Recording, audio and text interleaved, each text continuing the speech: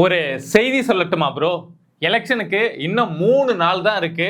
So இந்த நேரத்துல junior Vikatan வந்து ஒரு சர்வே ரிப்போர்ட் அப்படிங்கிறத வெளியிட்டிருக்காங்க. ஒரு முக்கியமான பத்திரிகை இந்த சர்வே ரிப்போர்ட்டை வெளியிட்டதுனால என்னதான் சொல்லியிருக்காங்க அப்படிங்கிற ஆர்வம் எல்லாருக்குமே உண்டு. ஸோ இன்னைக்கு தான் ஜூனியர் விகடன் வந்து வெளியாயிருக்கு. அதுல 234 தொகுதிகள் மெகா சர்வே ரிசல்ட் யாருக்கு வெற்றி அப்படிங்கிற தலைப்புல வந்து இந்த எலெக்ஷன்ல யாரு ஜெயிப்பாங்க, யார் ஆட்சி அமையும் அப்படின்னு சொல்லிட்டு விகடன் சொல்லியிருக்காங்க. ஃபர்ஸ்ட் அவங்க சொல்லக்கூடிய என்ன சொல்லியிருக்காங்கிறத சொல்லிட்டு அதுக்கப்புறம் இதை நம்பலாமா வேணாமா, இல்ல இந்த புத்தகம் அச்சிடப்படுவதற்கு முன்பாகவே அறிவாலயம் இல்ல வந்து கோபாலபுரத்துக்கு போயிட்டு அங்க பர்மிஷன் வாங்கிட்டு வந்ததா அப்படிங்கிற விஷயத்தெல்லாம் பார்ப்போம். ஃபர்ஸ்ட் இவங்க என்ன சொல்றாங்க அப்படின்னா, திமுக கூட்டணி 121 இடங்களில் வெற்றி பெறும் இந்த 2026 தேர்தலில். அதிமுக கூட்டணி 83 இடங்கள்லயும், தாவேகா வந்து 3 இடத்துலயும், நாம் தமிழர் கட்சி வந்து 0 ஜெயிக்கவே மாட்டாங்க அப்படின்னு சொல்லியிருக்காங்க.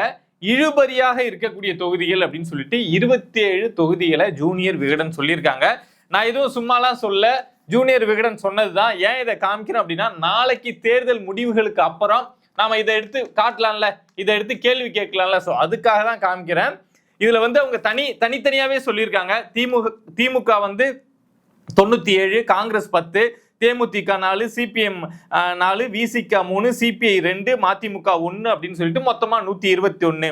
இதே மாதிரி அதிமுக கூட்டணியில அதிமுக தனிச்சு 75, பாமக 3, அமமுக 2, பாஜக 2, புரட்சி பாரதம் 1 அப்படின்னு சொல்லிட்டு 83 ஜெயிப்பாங்க அப்படின்னு சொல்லியிருக்காங்க.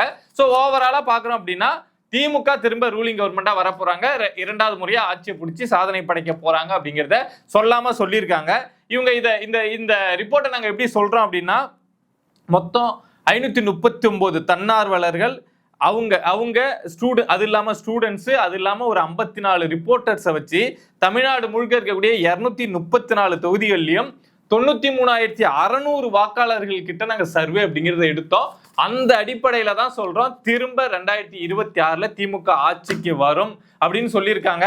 சோ நம்ம இந்த ரிப்போர்ட்டுக்கு அவ்வளவு ஒர்த்தா, எல்லாரும் இந்த தேர்தல் நேரத்துல வந்ததுனால ஜூவியில வந்துருச்சு, ஜூவி என்ன சொல்லுது அப்படிங்கிற ஒரு எண்ணத்துக்கு போறாங்கல்ல, அந்த அளவுக்கு இந்த ரிப்போர்ட் ஒர்த்தா அப்படின்னு பார்த்தோம்னா எப்படி இதை கண்டுபிடிக்க முடியும்? நாம இது அறிவாலயத்துக்கு போயிட்டு வந்ததா இல்லையா அப்படின்னு எப்படி கண்டுபிடிக்க முடியும்? ஏதாவது வழி இருந்தா சொல்லுங்களேன். இருக்கு. இதுக்கு முன்னாடி இவங்க எதை மாதிரியான ரிப்போர்ட் வெளியிட்டு இருக்காங்க, அந்த ரிப்போர்ட் வந்து இவங்க சொன்னது சாத்தியமாயிருக்கா, நடந்திருக்கா, முடிவுகள் அதை ஒட்டி இருந்ததா அப்படிங்கிறத வச்சுதானே நம்ம இதை கணிக்க முடியும், கண்டுபிடிக்க முடியும். ஸோ அப்படி பார்த்தோம் அப்படின்னா 2021ல இவங்க சொன்னது சாத்தியமாயிருக்கா அப்படின்னா, 2021ல ஜூவின்னு கிடையாது, எல்லாரும் சொன்னது சாத்தியமாச்சு. ஏன் அப்படின்னா 10 வருஷம் அதிமுக ஆட்சியில இருந்துட்டதுனால 90% மக்கள் நினைச்சாங்க இங்க வந்து திரும்ப ஜெயலலிதா வர இல்ல 3வது முறையா திரும்ப அதிமுக ஆட்சிக்கு வர முடியாது அப்படின்னு இருக்கக்கூடிய மக்கள் எல்லாருமே நினைச்சாங்க. வந்த சர்வே ரிப்போர்ட்ஸ் எல்லாமே என்ன சொல்லுச்சு அப்படின்னா, ஆட்சி மாற்றம் நடக்க போகுது, திமுக தான் ஆட்சிக்கு வருவாங்க அப்படின்னு சொன்னாங்க. அப்படி ஒரு பெர்செப்ஷன் கிரியேட் ஆச்சு. அதுவே அதிமுகவுக்கு வந்து ஒரு பலவீனமா போய் திமுக ஆட்சிக்கு வந்தாங்க. ஸோ 2021ல இவங்க வந்து திமுக தான் ஆட்சிக்கு வருவாங்கன்னு சொல்லியிருந்தாங்க. பட் அதை நம்ம வந்து ஒரு பெரிய கணிப்பா ஜூவி சொல்லிட்டாங்க அப்படின்னு எடுத்துக்க முடியாது. ஏன்னா நான் போறேன் வரவங்களாம் சொன்னா 2021ல திமுக தான் ஆட்சிக்கு வரும் அப்படின்னு. இதுவே 2016ல எடுத்து பார்த்தோம் அப்படின்னா ஜூவி எப்படி திமுகவுக்கு ஃபேவராகவே நடந்திருக்கு அப்படிங்கிறது நீங்க புரிஞ்சிக்க முடியும். 2016ல ஜூனியர் இந்த விகடன் குழுமம் வந்து இதே மாதிரி ஒரு சர்வே ரிப்போர்ட் அப்படிங்கிறத வெளியிடுறாங்க. என்ன சொல்றாங்க அப்படின்னா, திமுக அதாவது நிறைய இடங்கள்ல இழுபறி இருக்கும், ஆனா திமுக 2016ல ஆட்சி அமைக்கும் அப்படின்னு சொல்லிட்டு இந்த விகடன் குழுமம் சொல்லியிருந்தாங்க. ஆனா 2016ல திமுக என்ன அடி வாங்குச்சு, ஜெயலலிதா அவர்கள் எவ்வளவு பெரிய ஒரு இம்பாக்டை கிரியேட் பண்ணாங்க நம்ம தமிழ்நாட்டு அரசியல்ல. அதிமுக 2வது முறையா ஆட்சி அமைக்க முடியாது, தமிழ்நாட்டில் அந்த மைண்ட் செட்டே மக்களுக்கு கிடையாது அப்படின்னு இருந்ததை அடிச்சு உடைச்சிட்டு ஜெயலலிதா அவர்கள் வந்து 2வது முறையா அவங்க வந்து ஜெயிச்சு காமிச்சாங்க. ஆனா விகடன் என்ன சொல்லியிருந்தது அப்படின்னா, வழக்கம் போல இங்க தமிழ்நாட்டில் ஒரு டைம் அதிமுக அடுத்த திமுக மாறும்ல. சோ அந்த கணக்கின் அடிப்படையில 2016ல இங்க திமுக தான் ஜெயிக்கும், பெரும்பான்மையோட திமுக வந்து ஆட்சி அமைக்கும் அப்படின்னு சொல்லியிருந்தாங்க. பட் அது விகடனுடைய ஒரு மிகப்பெரிய தோல்வியா 2016ல முடிஞ்சுது. இங்க என்ன அப்படின்னா, ஒரு நிறுவனம் வந்து சர்வே ரிப்போர்ட்டை வெளியிடுறாங்க அப்படின்னா அதுல நம்பர்ஸ் வந்து மாறி வந்தது அப்படின்னா யாருமே அதை வந்து பெருசா எடுத்துக்க மாட்டாங்க. ஏன்னா இங்க யாரும் ரொம்ப அக்யூரேட்டாலாம் சர்வே ரிப்போர்ட் அப்படிங்கிறத எடுக்க முடியாது. ஏன்னா மக்களுடைய மனசு இன்னைக்கு ஒரு மாதிரி இருக்கும், நாளைக்கு மாறி இருக்கும், நாளன்னைக்கு ஒரு மாதிரி இருக்கும், மாத்தி ஓட்ட போட்டு போயிடுவாங்க. ஸோ அதனால அப்படி எடுக்க முடியாது. நம்பர்ஸ் மாறிச்சு. இப்ப வந்து திமுக வந்து ஒரு 120 ஜெயிப்பாங்க அப்படின்னு சொல்லிட்டு ஆட்சிக்கு அவங்க தான் வருவாங்க, ஆனா 120 ஜெயிப்பாங்க 130 ஜெயிப்பாங்கன்னு சொல்லிட்டு அதுல நம்பர்ஸ் மாறி திமுகவே ஆட்சிக்கு வந்துருச்சு அப்படின்னா அந்த சர்வே ரிப்போர்ட்டை யாரும் பெருசா விமர்சனம் அப்படிங்கிறத பண்ண மாட்டாங்க. ஆனா அந்த ட்ரெண்டே மாறி போயிருக்கும்ல, இவங்க கணிச்சது வந்து திமுக ஆட்சிக்கு வருவாங்க அப்படின்னு இருக்கும், ஆனா முடிவுகள் பார்த்தா அதிமுக ஆட்சி வருது அப்படின்னா அப்போதான் விமர்சனம் அப்படிங்கிறது அதிகமாகும். சோ இப்படி இருக்கப்போ இப்போ விகடன் வந்து விட்டுருக்காங்க. 2016ல இரண்டாவது முறையா அதிமுக ஆட்சிக்கு வர முடியாதுன்னு சொன்ன விகடன் இப்ப 2026ல இரண்டாவது முறையா திமுக ஆட்சிக்கு வரும் அப்படின்னு சொல்லியிருக்காங்க. 2011ல இருந்து 2016 வரைக்கும் அதிமுக கொடுத்த ஆட்சியை விட இந்த 2021ல இருந்து 2026 வரைக்கும் திமுக நல்லாட்சி கொடுத்திருக்கு அப்படின்னு மக்கள் சொல்றாங்க அப்படின்னு சொல்லிட்டு இந்த விகடன் சொல்லுது. அது எந்த அளவுக்கு உண்மை, இந்த சர்வே இல்ல வெறும் டேபிள்லயே எடுக்கப்பட்டதா இல்ல உண்மையாலும் சர்வே எடுக்கப்பட்டு இந்த நம்பர்ஸ்லாம் வந்து ஸ்டாலின் அவங்களுடைய குடும்பத்துக்கு போயிட்டு உங்களுக்கு பிடிச்ச நம்பர்ஸ் இதுல போட்டு விடுங்க அப்படின்னு சொல்லி கரெக்ஷன் பண்ணி வந்ததுக்கு அப்புறம் இந்த புத்தகம் பிரிண்ட் ஆச்சா அப்படிங்கறதெல்லாம் தேர்தல் முடிவுகள் தான் சொல்லும்.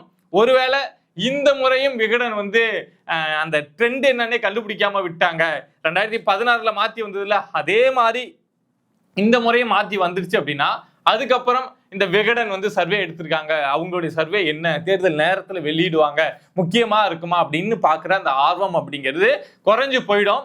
ஏற்கனவே ஆர்வம் அப்படிங்கிறது குறைஞ்சிருச்சு. அதனால்தான் தேர்தலை ஒட்டி இன்னும் 3 நாள் இருக்க இந்த நேரத்துல ஜூனியர் விகடன் வந்து 121 இடங்கள் திமுக ஜெயிச்சு ஆட்சி அமைக்கும் அப்படின்னு சொல்லியிருக்காங்க.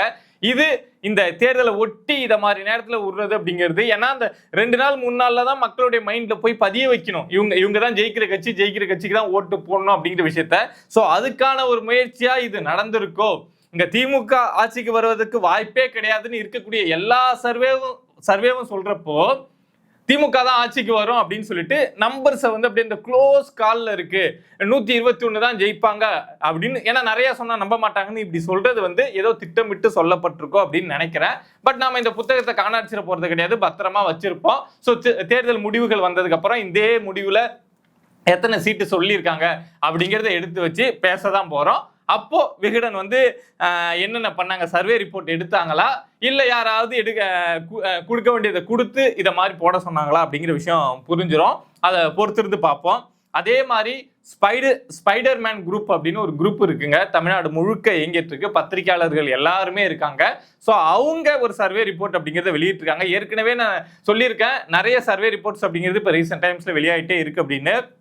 அதுல பல சர்வே ரிப்போர்ட்ஸ் வந்து அதிமுகவுக்கு தான் சாதகமா இருக்கு, அதிமுக தான் ஆட்சி அமைப்பாங்க அப்படின்னு சொல்லியிருந்தேன், அப்படின்னு ரிப்போர்ட் இருக்கு அப்படின்னு சொல்லியிருந்தேன். ஸோ அந்த அடிப்படையில இந்த ஸ்பைடர்மேன் குரூப் இவங்க வெளியிட்ட இந்த ரிப்போர்ட் என்ன சொல்லுது அப்படின்னா, அதிமுக வந்து 130+, அவங்களுடைய அதிமுக அலைன்ஸ் வந்து 130+ வந்து ஜெயிப்பாங்க, திமுக வந்து 90க்கு குறைவான இடங்கள்ல தான் இங்க ஜெயிப்பாங்க அப்படின்னு சொல்றாங்க. ஸோ இவங்க 90 கம்மியாகிறாங்க அப்படின்னா அங்க வந்து தாராளமா அதிமுக 130க்கு மேல போவதற்கான வாய்ப்பு அப்படிங்கிறது உண்டு. தமிழக வெற்றி கழகம் வந்து 2 இடங்கள்ல குறைஞ்சபட்சம் ஜெயிப்பாங்க, நாம் தமிழர் கட்சி 1 இடத்தை ஜெயிப்பாங்க அப்படின்னு சொல்றாங்க. அதாவது காரைக்குடியில கண்டிப்பா நாம் தமிழர் கட்சி ஜெயிச்சிருவாங்க அப்படின்னு சொல்றாங்க போல. ஸோ இந்த குழுமம் வந்து இப்போ இந்த ரிப்போர்ட்டை வெளியிட்டிருக்காங்க. இதுல வந்து திமுக மேல வந்து அதிருப்தி அதிகமா இருக்கிறதுனால, இந்த ஆட்சி மேல ரொம்ப அதிருப்தி அதிகமா இருக்கிறதுனால, அதிருப்தினா இந்த சட்ட ஒழுங்கு பிரச்சனை, மக்கள் பிரச்சனை இதெல்லாம் தாண்டி அமைச்சர்கள் மேல மக்கள் வந்து ரொம்ப கோபமா இருக்காங்க. அங்கதான் ஒரு குறுநில மன்னர்கள் இருக்காங்க இல்லையா, இங்க எடுத்துட்டா சேகர் பாபு இருக்காருன்னா அங்க மூர்த்தி இருப்பாரு, இங்க ஏவாவேலு இருப்பாரு அப்படின்னு, அங்க KN நேரு இருப்பாரு, இங்க துரைமுருகன் இருப்பாருன்னு அங்கங்க குறுநில மன்னர்கள் இருக்காங்க இல்லையா, அவங்க அந்த ஏரியாவில் வம்பிழுத்து வச்சிருப்பாங்கல்ல. நம்ம மீடியா கிட்டே அவ்வளவு வம்பிழுக்கிறப்போ அங்க இருக்கக்கூடிய அமைச்சர் கீழே இருக்கக்கூடிய எம்எல்ஏ கூட இருக்கக்கூடிய மாவட்ட செயலாளர், ஒன்றிய செயலாளர் அப்படின்னு சொல்லிட்டு எல்லாரும் சேர்ந்து அங்க ஒரு இது பண்ணிருப்பாங்கல்ல. சோ அத மாதிரி மக்களுக்கு அதிருப்தி அப்படிங்கிறது எல்லா ஏரியாவிலுமே திமுக ஆட்சி மேல இருக்கு. சோ இதுதான் எப்படி சட்ட ஒழுங்கு பிரச்சனை, பெண்களுக்கு எதிரான பாதுகாப்பு இதெல்லாம் வந்து திமுக ஆட்சிக்கு எதிராக இப்ப வந்து நிக்குதோ, அதே மாதிரி இத மாதிரியான பிரச்சனைகளும் திமுக ஆட்சிக்கு எதிராக வந்து நிக்குது. சோ இதுவும் வந்து ஒரு முக்கியமான காரணமா இருக்கும். அமைச்சர்கள் அங்கங்க ரொம்ப டாமினண்டா மக்களை வந்து கடுப்பேத்துனது அப்படின்னு இந்த சர்வே ரிப்போர்ட் சொல்லுது. இது திமுக தோக்கும் அப்படின்னு சொல்றோம். அதுக்கான காரணமா இதெல்லாம் இந்த சர்வே ரிப்போர்ட் வந்து சொல்லியிருக்கு. பட் என்ன நடக்குது அப்படிங்கிறத பொறுத்திருந்து பார்ப்போம். இவ்வளவு நாள் வெயிட் பண்ணிட்டோம். இன்னும் 3 நாள் வெயிட் பண்ணா ஓட்டு அப்படிங்கிறத போட்டுருவோம். அதுக்கப்புறம் ஒரு 10 நாள் வெயிட் பண்ணோம்னா ரிசல்ட் அப்படிங்கிறது வந்துடும். ஸோ வந்த உடனே யார் சொன்ன ரிப்போர்ட்டு, என்னென்ன கதைகளின் அடிப்படையில் சொல்லப்பட்டது, நான் டேபிள்லே வச்சு இந்த சர்வே எடுக்கப்பட்டதா, உண்மையாலும் மக்கள்கிட்ட போய் எடுத்தாங்களா, இல்ல பணம் கொடுத்து எடுக்க வைக்கப்பட்டதா அப்படிங்கிறதெல்லாம் பொறுத்திருந்து பார்ப்போம். இதை மாதிரி வேற ஏதாவது தகவல் நீங்க தெரிஞ்சுக்கணும் அப்படின்னு நினைச்சீங்கன்னா மறக்காம பிரபா டாக்ஸ் சேனலை சப்ஸ்கிரைப் பண்ணி சப்போர்ட் பண்ணுங்க. நன்றி.